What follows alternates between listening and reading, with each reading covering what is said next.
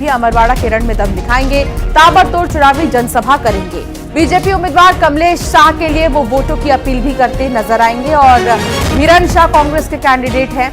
इसके अलावा कई दिग्गजों को आप आज अमरवाड़ा में देखेंगे प्रचार के रण में, क्योंकि 10 जुलाई को वोट डाले जाने हैं और 13 जुलाई को मतगणना होगी।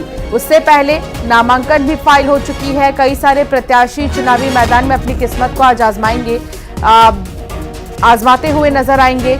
मुख्यमंत्री डॉक्टर मोहन यादव का अमरवाड़ा का दौरा है। इसके अलावा कई और भी ऐसे दिग्गज हैं जो अमरवाड़ा में नजर आएंगे। साख की बात कांग्रेस पार्टी के लिए, साख बचाए रखने की जो चुनौती है वो यहां पर होगी, क्योंकि विधानसभा की सीटों की बात करें तो छिंदवाड़ा की कई विधानसभा सीटों पर कांग्रेस की जीत हुई, बम्पर जीत हुई विधानसभा चुनाव में, लेकिन लोकसभा चुनाव में वो हवा नहीं दिखी जो विधानसभा चुनाव में दिखी थी। अब यही रण जो है वो महत्वपूर्ण हो जाता है और अमरवाड़ा के प्रचार में आज मुख्यमंत्री डॉक्टर मोहन यादव नजर आएंगे। कमलेश शाह के लिए वोटों की अपील करेंगे। कमलेश शाह भारतीय जनता पार्टी के अमरवाड़ा से कैंडिडेट हैं। सिंगोड़ी और हरई में भी सभा को संबोधित करने का जो कार्यक्रम है वो रखा गया है।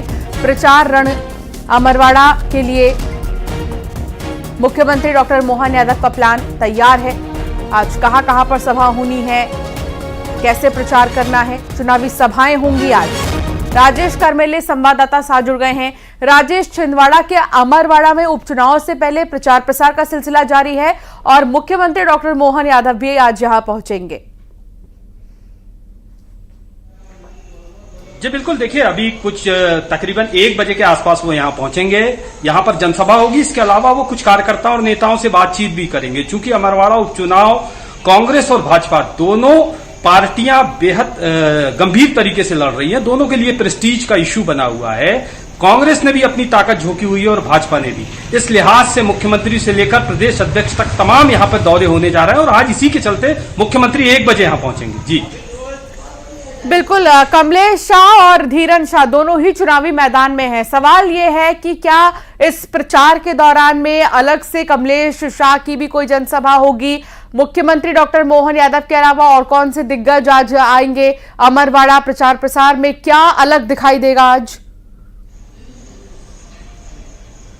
जी देखिए, ये जो पूरा मामला है, क्योंकि राजनीतिक तौर पर अगर इसको देखें तो कमलेश शाह मंच पर मौजूद होंगे मुख्यमंत्री के साथ। क्योंकि कल जीतू पटवारी जो प्रदेश अध्यक्ष कांग्रेस के थे, उन्होंने सवाल खड़े किए थे प्रदेश अध्यक्ष ने कांग्रेस बीजेपी प्रत्याशी को लेकर। इसके बाद से यहाँ राजनीति तेज हुई है।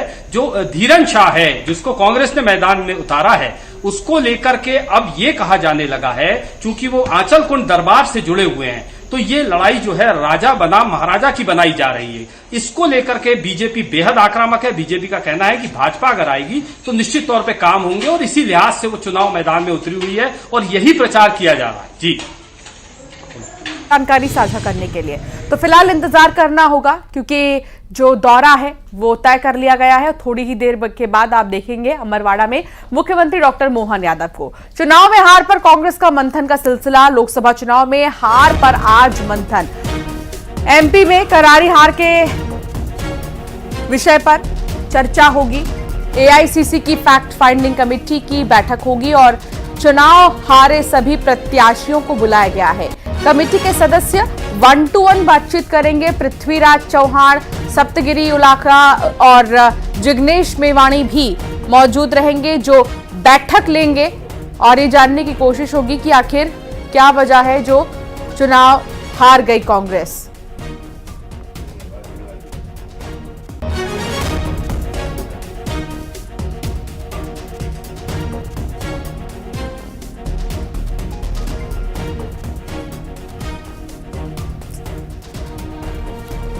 तो हारे हुए प्रत्याशियों के साथ चर्चा की जाएगी।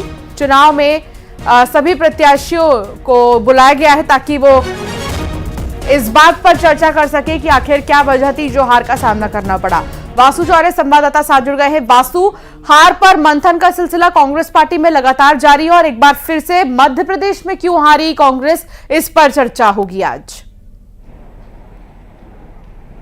बिल्कुल, देखिए पीसीसी में इस वक्त जो बैठक है वो शुरू होने वाली है। अब से कुछ ही देर में ये बैठक शुरू हो जाएगी। नेताओं के पहुंचने का सिलसिला यहाँ पर शुरू हो गया है।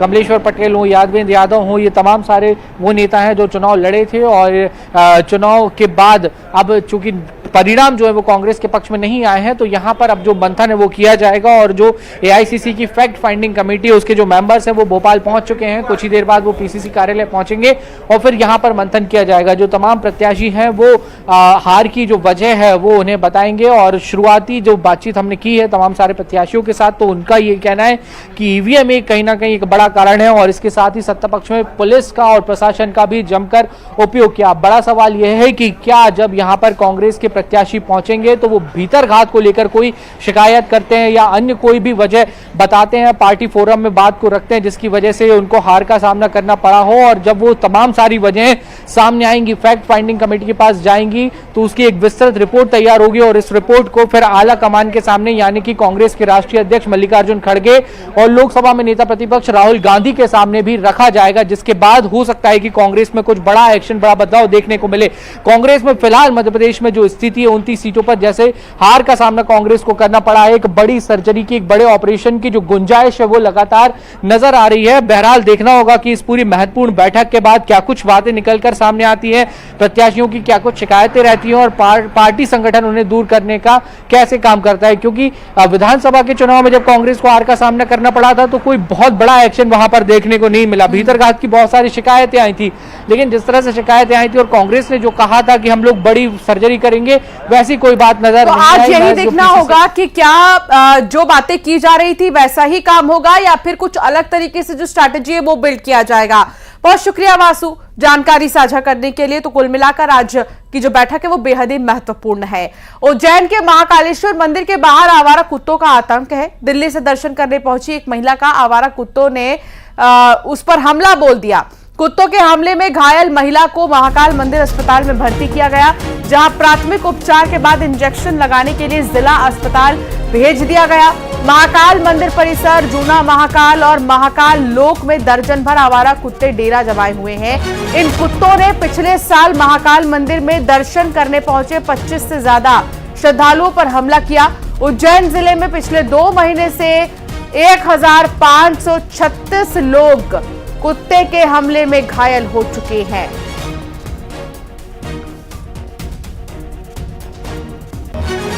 जैसे ही संज्ञान में सूचना मिली, वैसे ही महिला श्रद्धालु को सबसे पहले मंदिर के हॉस्पिटल ले जाया गया, उसका इलाज करवाया गया और नगर निगम को भी पत्र लिखे जाते हैं और बाहर समय समय पे नगर निगम की टीम आती भी है और उनके कार्रवाई करती है।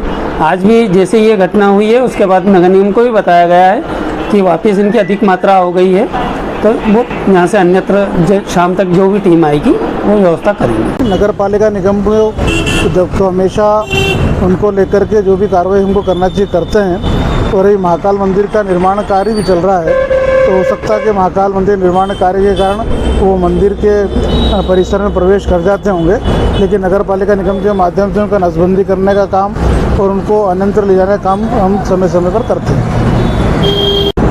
इसमें डॉक्टर जूही करके एक पेशेंट है जो दिल्ली के थे, और उनको डॉग बाइट हुआ था और उसके बाद में यहाँ पर हमारे द्वारा उनका इलाज किया गया है और फर्स्ट एड किया गया है, क्लीनिंग एंड ड्रेसिंग के साथ में इंजेक्शन टीटी वगैरह लगाया। अजय पटवास आज जुड़ गए हैं। अजय, आखिर क्या वजह है जो कुत्तों का आतंक इतना ज्यादा है, वो भी मंदिर परिसर के पास जहां पर दूर दराज से श्रद्धालु दर्शन करने पहुंचते हैं? जी देखिए, उज्जैन के महाकालेश्वर मंदिर में चारों तरफ अभी निर्माण कार्य चल रहा है, जिसको लेकर जगह खुली हुई है। इसके कारण जो है आवारा कुत्ते जो है महाकाल मंदिर में प्रवेश कर जाते हैं और ऐसे अधिक भीड़ होने के कारण उन पर आकर्षित हो जाते हैं और इसके बाद जो है उन पर हमला भी करते हैं।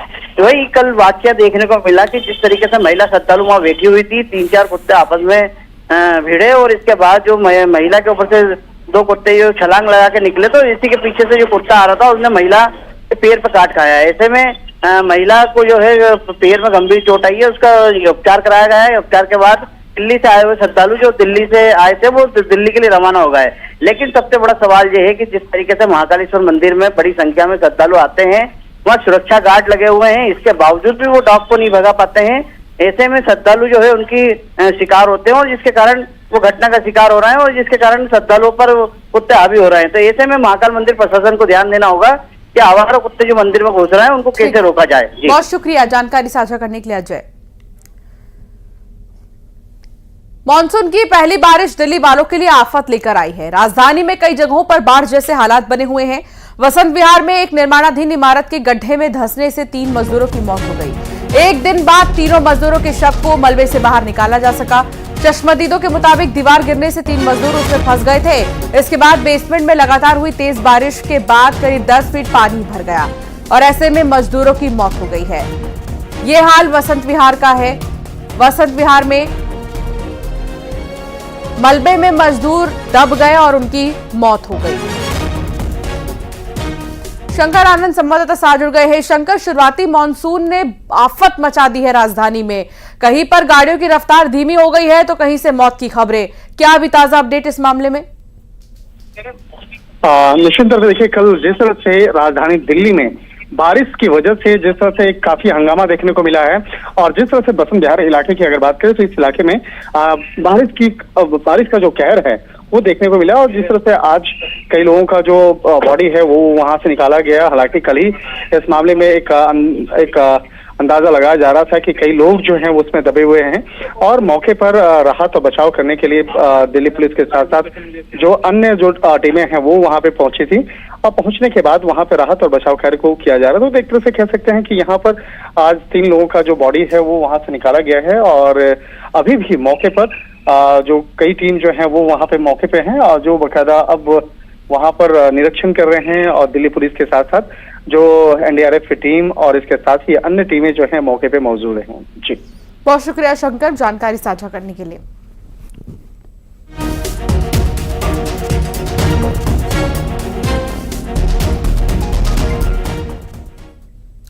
बिहार नीट पेपर लीक मामले में सीबीआई का एक्शन देखने को मिल रहा है और 7 आरोपियों को लेकर सीबीआई दिल्ली पहुंची हुई है। दिल्ली के राउज एवेन्यू कोर्ट में सीबीआई जो है वो इन लोगों को पेश करेगी। कड़ी सुरक्षा के बीच जो है 7 आरोपियों को सीबीआई लेकर राजधानी पहुंची है और अब राउज एवेन्यू कोर्ट में इन्हें पेश किया जाएगा। नीट पेपर लीक मामले में सीबीआई का एक्शन लगातार जारी है और इस सिलसिले में 7 आरोपी जिन्हें गिरफ्तार किया गया है उन्हें राउज एवेन्यू कोर्ट में पेश किया जाएगा। रिमांड की भी कोशिश जो सीबीआई की तरफ से है वो हो सकती है क्योंकि अभी पूछताछ के बाद ही ये पता चल पाएगा कि कैसे ये पूरा जो नेटवर्क है, कैसे ये पूरा गैंग है वो काम कर रहा था, कहां से पेपर लीक कर रहा था, कहां तक पहुंचा रहा था, उसके एवज में कितने रुपए लिए जाते थे। ये तमाम चीजें जांच के दायरे में। तो वहीं देहरादून से खबर, नीट पेपर धांधली से जुड़ी बड़ी खबर आ रही है सूत्रों के हवाले से। मामले में एक आरोपी मसूरी से अरेस्ट हुआ है। आरोपी गंगाधर मसूरी घूमने के लिए आया था। सीबीआई ने आरोपी को मसूरी से अरेस्ट किया है। गंगाधर 25 जून को देहरादून पहुंचा था। आरोपी गंगाधर से सीबीआई अब पूछताछ कर रही है। तो नीट पेपर लीक मामला और तार देखिए कहां कहां जुड़े हुए हैं। मसूरी के लिए पहुंचा एक आरोपी जिसका नाम गंगाधर बताया जा रहा है। आरोपी को मसूरी से गिरफ्तार किया गया है। अब उससे भी पूछताछ की जाएगी। एक और आरोपी मसूरी से अरेस्ट। फिलहाल लगातार जांच जारी है।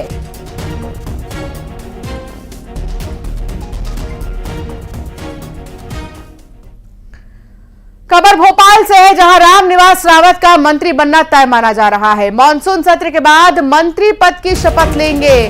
पार्टी में सैद्धांतिक सहमति बन चुकी है। श्योपुर की विजयपुर सीट से विधायक हैं। 30 अप्रैल को कांग्रेस छोड़ बीजेपी में शामिल हुए थे और अब रामनिवास रावत का मंत्री बनना तय माना जा रहा है।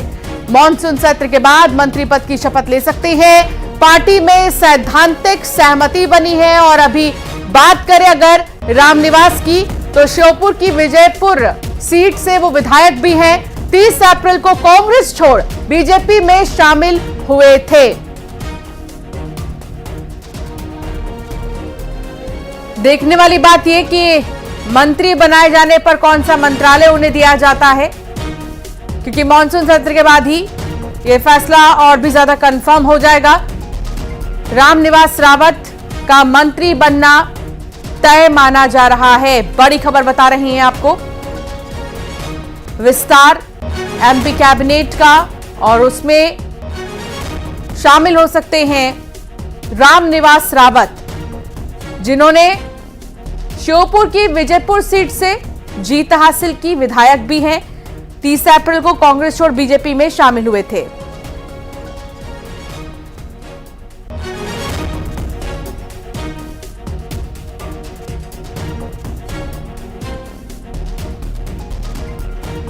वासु चौरे संवाददाता साथ जुड़ गए हैं। वासु, क्या जानकारी मिल रही है रामनिवास रावत को लेकर? बिल्कुल, देखिए ये बड़ी खबर आ रही है। सोर्सेज बता रहे हैं कि रामनिवास रावत को मध्य प्रदेश सरकार में मंत्री बनाया जा सकता है। हालांकि उन्होंने अभी तक इस्तीफा नहीं दिया है, वो इस्तीफा सौंपेंगे, उसके बाद वहां पर उपचुनाव होगा और उपचुनाव होने के बाद अगर वो चुनाव जीतकर आते हैं तो उनको मंत्री बनाया जाएगा।